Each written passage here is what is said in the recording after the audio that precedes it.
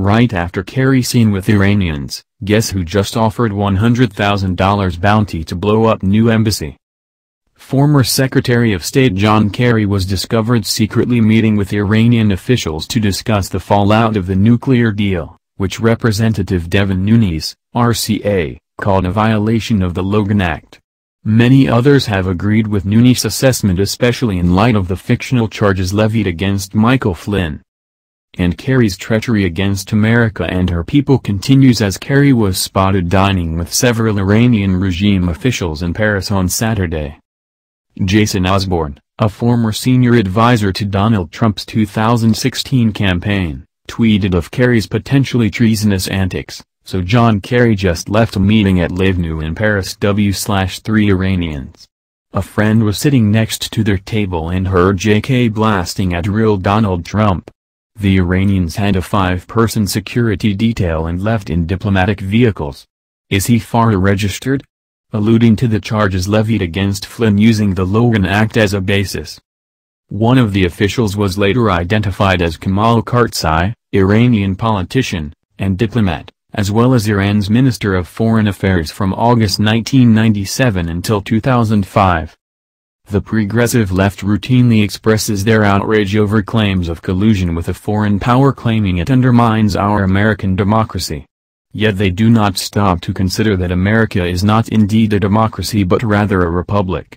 So partisan are these accusations that it seems when their very own is guilty of the same, they fail to accuse or even hold accountable. So where is the outrage over revelations that former Secretary of State John Kerry held not 1 but 2 secret meetings with Iran's foreign minister to strategize over how to undermine President Donald Trump's plans to withdraw from the Iran nuclear deal? So Kerry cannot deny his participation. Instead, Kerry has been defiant in his involvement, attempting to justify it. Yet Kerry actively colluded with a sworn enemy of the United States to try to undermine the foreign policy of the elected President of the United States. Iran is a known terrorist state responsible for the deaths of hundreds of Americans in Iraq, with leadership holding rallies where thousands screaming, "DH to America."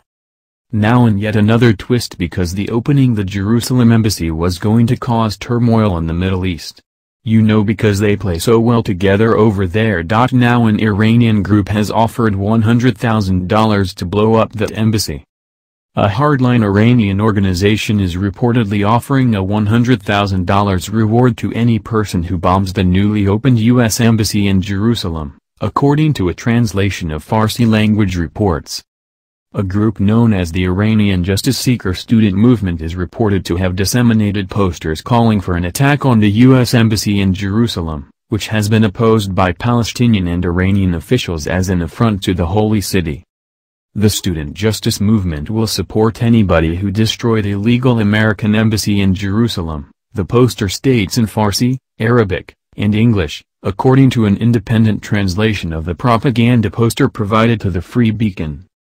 There will be a $100,000 prize for the person who destroys the illegal American embassy in Jerusalem, the poster states. The call for an attack on the new embassy is just the latest escalation by hostile Islamic states and leaders who have lashed out at the United States and President Donald Trump for making good on a campaign promise to relocate the embassy from Tel Aviv to Israel's declared capital city of Jerusalem. News of the bomb threat was first reported by the University Student News Network, a regional Farsi-language site that aggregates relevant news briefs. The Student Movement for Justice declared, whoever bombs the embassy's building will receive a $100,000 award, the report states. It is necessary to mention that the steps by Trump to transfer the U.S. Embassy to Holy Quds, Jerusalem, has led to the anger and hatred of Muslims and liberators throughout the world. Michael Rubin, a former Pentagon advisor and expert on rogue regimes, told the Washington Free Beacon that terrorism of this nature is embedded in the Iranian regime's hardline stance. Unfortunately, terrorism directed toward diplomats and embassies has become a central pillar of the Islamic Republic's culture, Rubin said. Terrorism is lionized in Iranian schools.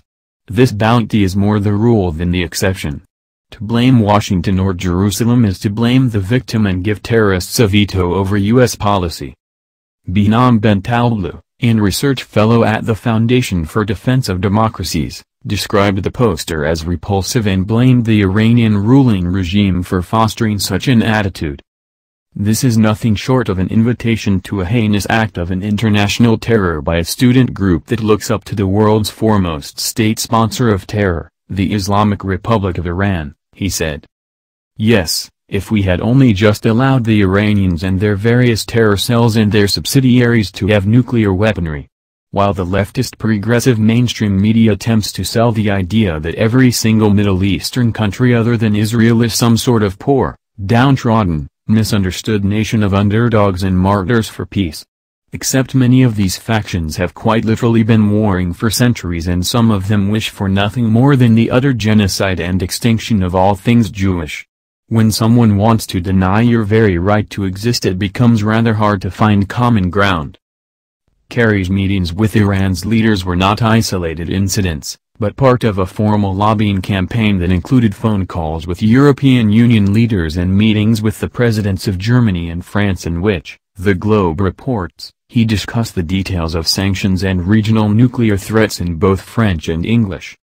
On Twitter, Trump suggested that Kerry might have violated the Logan Act, which says, "Any citizen of the United States, who, without authority of the United States, directly or indirectly commences or carries on any correspondence or intercourse with any foreign government, with intent to influence the measures or conduct of any foreign government, in relation to any disputes or controversies with the United States, or to defeat the measures of the United States, shall be fined under this title or imprisoned not more than 3 years, or both." In fact, no one has been prosecuted under the Logan Act in more than 160 years. And most conservative legal scholars consider it unconstitutional. Although what Kerry did was probably not illegal, it was deeply hypocritical.